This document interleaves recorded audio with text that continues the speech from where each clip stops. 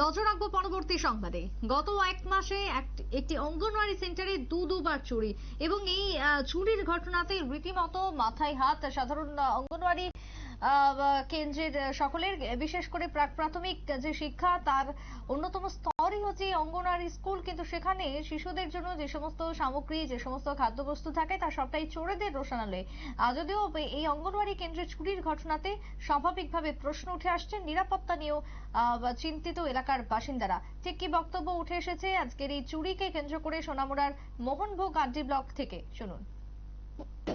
তালা গেছে, একটা দরজা ফাঁকা তেমনি আপডেট হয়ে গেছে, তালা কিছু একটা দরজা খোলা তো নিচ্ছে গা, এই গ্যাসের চুলা নিচ্ছে গা, সিলিন্ডার নিচ্ছে গা, এক বস্তা চাল নিয়ে গেছে গা, ঘরের যা জিনিসপত্র আছে সব আটাইয়া চাইয়া টাইয়া সব ফিরে গেছে।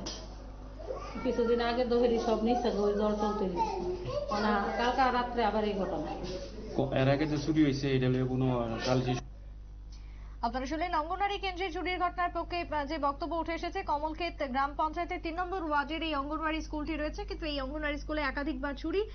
সাধারণভাবে এবার পড়ুয়াদের জন্য রাখা সামগ্রী নিয়ে চিন্তিত হয়ে পড়ছেন অঙ্গনওয়াড়ি কেন্দ্রের কর্মীরা। পুলিশের ভূমিকা আরো কঠোর হওয়া উচিত দাবি এলাকা থেকে। ছোট্ট বিরতির পর ফিরবো, সঙ্গে থাকুন।